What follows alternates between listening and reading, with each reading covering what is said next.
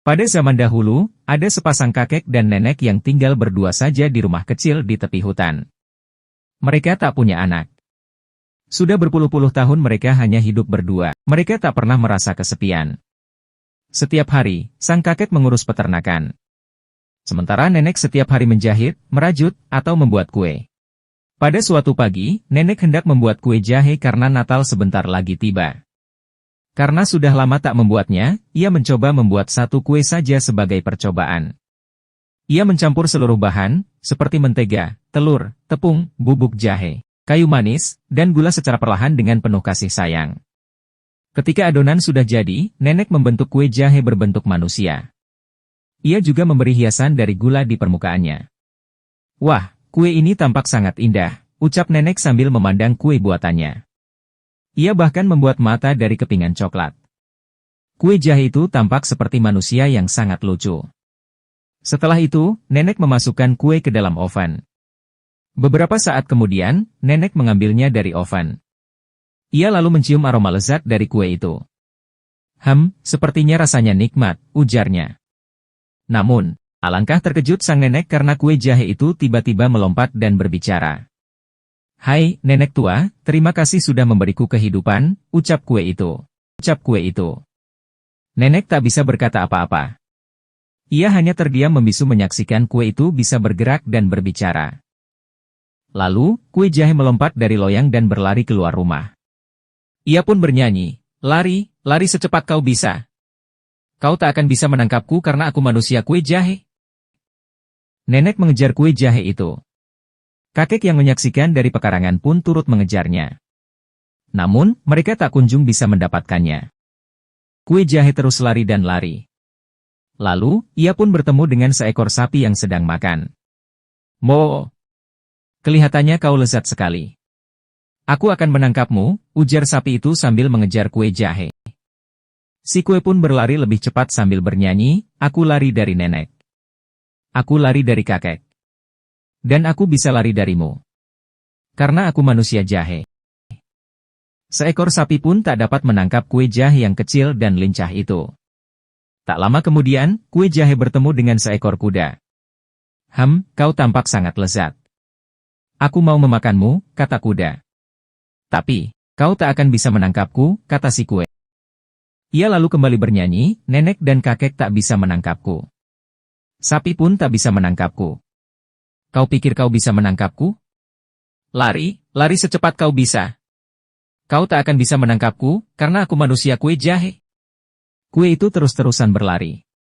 Di belakangnya ada kakek, nenek, sapi, dan kuda yang tak berhenti mengejarnya. Seekor ayam melihat kue jahe dan ingin memakannya. Tok, tok, petok. Kau kelihatannya cocok untuk makan malamku. Aku akan memakanmu, ucapnya pada kue jahe. Kue jahe hanya tertawa. Ia lalu bernyanyi, nenek dan kakek mengejarku. Sapi mengejarku. Kuda juga mengejarku. Dan sekarang, kamu yang mengejarku. Aku bisa lari darimu. Tentu saja aku bisa. Karena aku manusia kue jahe. Sama seperti yang lainnya, ayam juga tak bisa menangkap kue itu. Lalu, kue jahe melihat seekor rubah. Tak seperti hewan lain yang mengincarnya, rubah itu justru tampak biasa saja. Hal itu membuat kue jahe penasaran. Hai, Tuan Rubah, walaupun aku kelihatan lezat, tapi aku tak akan membiarkan kamu menangkap dan memakanku, ujar kue jahe. Semuanya mengejarku. Tapi aku lebih cepat dari mereka, ujar si kue jahe. Tapi, rubah kelihatan tak tertarik. Mengapa aku menangkapmu, kata rubah. Aku tak suka kue jahe.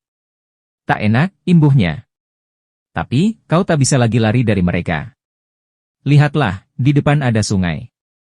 Kau mana bisa menyeberanginya, ucap binatang yang terkenal licik itu. Kue jahe lalu berpikir. Ia tak mungkin melewati sungai itu. Bisa-bisa, tubuhnya hancur terkena air. Tapi, jika tak menyeberangi sungai, ia akan mati dimakan para hewan. Lalu, si rubah memberinya bantuan. Daripada kau bingung, lebih baik ku bantu saja kau menyeberang. Naiklah ke ekorku, supaya kakimu tak basah, ucap rubah. Kue jahe setuju dengan tawaran bantuan rubah. Ia lalu naik ke ekor binatang itu. Rubah lalu menyeberangi sungai itu.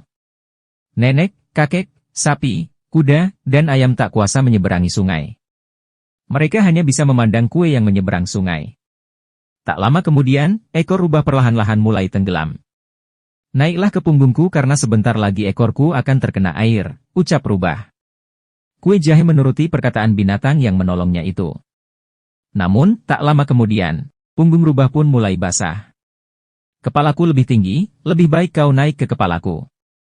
Karena, punggungku juga mulai basah, ucap rubah. Tanpa pikir panjang, si kue lalu menaiki kepala rubah. Tak lama setelahnya, kepala rubah mulai tenggelam. Hei, kue jahe, naiklah ke hidungku. Kau aman di sini. Sebentar lagi kepalaku tenggelam, ujar rubah. Tapi, bagaimana kalau kamu nanti memakanku, ujar kue jahe ketakutan. Aku sudah mengatakannya tadi. Aku tak suka kue jahe. Bagiku, rasamu terlalu pedas. Bukan seleraku, ujar rubah. Kue jahe percaya dengan kata-kata rubah. Ia lalu menaiki hidung binatang itu. Lalu, saat sampai tepi sungai, dengan cepat rubah memakan kue jahe. Hap! Rubah menggigit kue itu sampai habis. Kue jahe memang lezat. Siapa juga yang tak suka kue, ucap rubah licik sambil tertawa. Ternyata selama ini ia hanya membohongi kue jahe. Pesan moral yang bisa diambil dari cerita dongeng manusia kue jahe adalah kamu tak akan tahu apakah orang itu baik atau jahat. Untuk itu, berhati-hatilah pada orang lain dan jangan mudah percaya kepadanya.